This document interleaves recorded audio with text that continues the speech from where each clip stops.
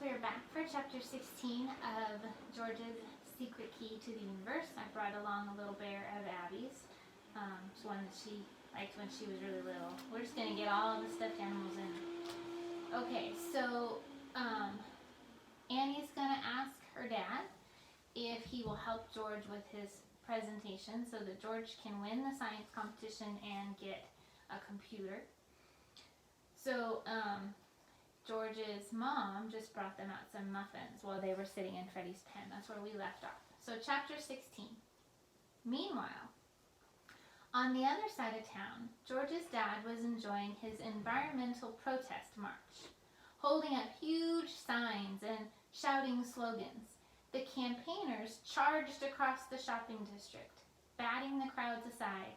"The planet is dying," they yelled as they marched to the town square. "Recycle plastic bags! Ban the car!" they bellowed to surprised passers-by. "Stop wasting the Earth's resources!" they yelled. There's a picture of the crowd of people right there with their signs.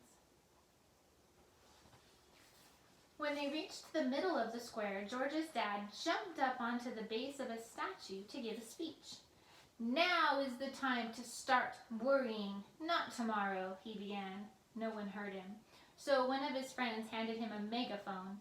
"We don't have that many years left to save the planet," he repeated, this time so loudly that everyone in the area could hear him. "If the Earth's temperature continues to rise," he went on, "by the end of the century, flood and droughts will kill thousands and force over 200 million people to flee from their homes. Much of the world will become uninhabitable," meaning we can't live here. "Food production will collapse and people will starve. Technology will not be able to save us because it will be too late." A few people in the crowd were clapping and nodding their heads. George's dad felt quite surprised. He'd been coming to these marches for years and years, handing out flyers and giving speeches. He got quite used to people ignoring him or telling him he was crazy because he believed that people owned too many cars, caused too much pollution, and relied too heavily on energy-consuming machines.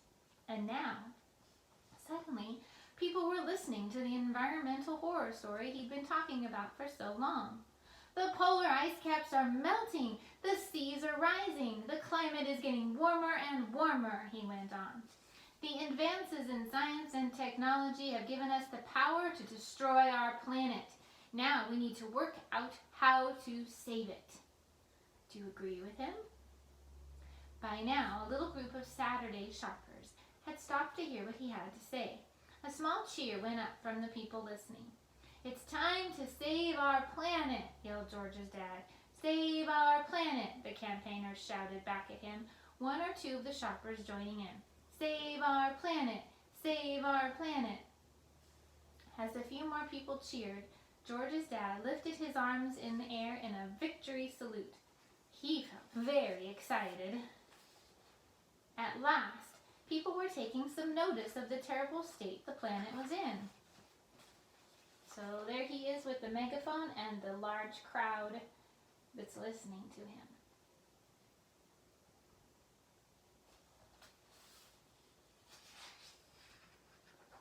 Of course, their faces don't look like they're listening in the picture.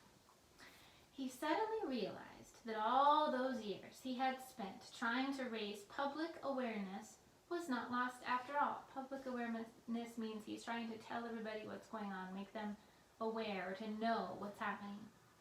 It was starting to work. All the eco-friendly groups had not protested in vain, meaning for no reason. When the cheers trailed off, George's dad was about to speak again when suddenly, out of nowhere, a huge custard pie sailed across the heads of the crowd and hit him right in the face. There was a moment of shocked silence, and then everyone burst out laughing at the sight of poor George's dad standing there with runny cream dripping down his beard. Wiggling through the onlookers, a group of boys dressed in Halloween costumes started running away from the square. "Catch them!" shouted someone in the crowd, pointing to the band of masked figures sprinting away as fast as they could, laughing their heads off as they went. George's dad didn't really mind. After all, people had been throwing things at him for years while he made his speeches. He'd been arrested, jostled, insulted, and thrown out of so many places in his efforts to make people understand the danger the planet faced that one more custard pie didn't upset him very much. He just wiped the sticky goo out of his eyes and got ready to continue talking. A few of the other green campaigners ran after the group of demons, devils, and zombies, but they were soon left behind, staggering and gasping for breath. When the boys realized that the grown-ups had given up the chase, they came to a halt. So there's his dad getting hit in the face with the pie, and there's the boys in the masks. So do you recognize them?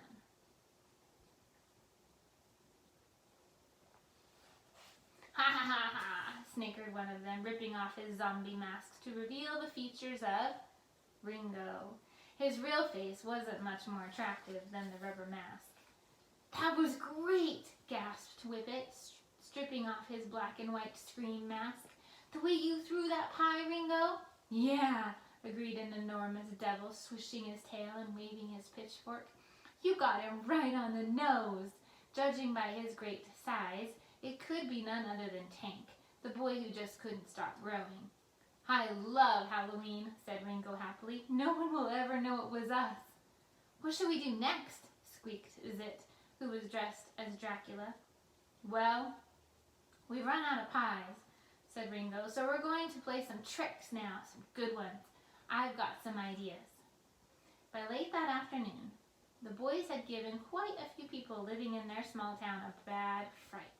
They'd shot an old lady with colored water from a toy pistol, they'd thrown purple flour over a group of small kids, and they'd set off firecrackers under a parked car, making its owner think they'd blown it up.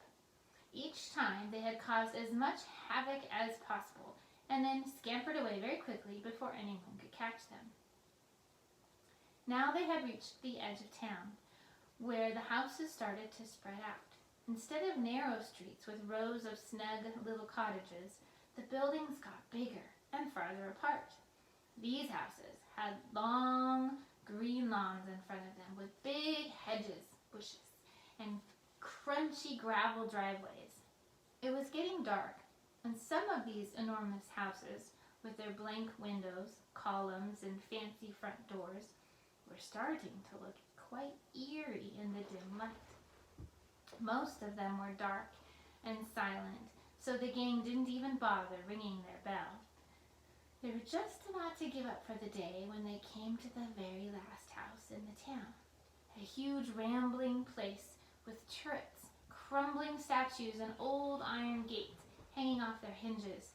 On the ground floor, lights were blazing from every window.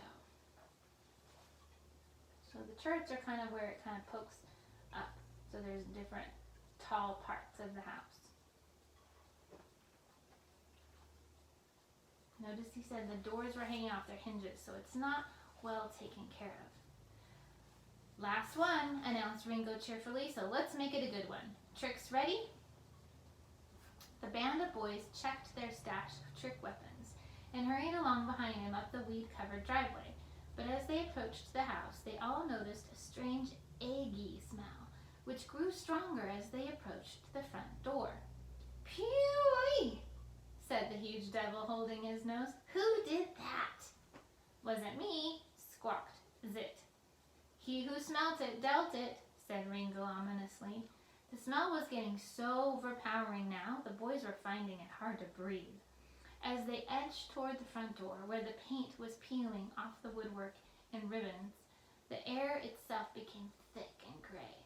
Hand over his mouth and nose, Ringo reached forward and pressed the giant round doorbell. It made a sad, lonely, clanging noise, as though it wasn't used very often. To the boys' surprise, the door opened a crack, and fingers of yellowish-gray smoke curled through the narrow gap. "Yes?" said an unpleasant voice that was somehow familiar. "Trick or treat," croaked Ringo, almost unable to speak. "Trick," cried the voice, throwing the door wide open. For a fleeting second, I'll show you what they see first. I kind of feel like the boys are going to be surprised. For a fleeting second, the boys saw a man wearing an old-fashioned gas mask standing in the doorway. Another second, and great clouds of stinky yellow and gray smoke rolled out through the open door, and the man vanished from view. "Run!" Ringo yelled. His gang didn't need telling twice. They had already turned tail when, rushing back through the thick smog, panting and wheezing, they staggered down the drive, through the gates, and onto the pavement. They ripped off their Halloween masks so they could breathe better after choking on the smelly smoke, but Ringo wasn't with them. He had tripped in the driveway and fallen onto the gravel. He was struggling to his feet when he saw the man from the big house walking toward him. "Help! Help!" he yelled. The other members of his gang stopped and turned, but no one wanted to go back for him. "Quick!" said Zit, who was the smallest. "Go and save Ringo!" The other two just shuffled awkwardly and mumbled. The spooky man wasn't wearing a gas mask anymore, and the boys could almost make out his features through the clearing smoke. Ringo was standing up now, and the man seemed to be speaking to him, although the other boys couldn't hear what he said. After a few minutes, Ringo turned and waved to his gang. "Hey!" he shouted. "All of you, get over here!" Reluctantly, the other three straggled toward him. Strangely, Ringo seemed very pleased with himself. Standing next to him, looking just a tiny bit sinister, was none other than Dr. Reaper. Did you guess it?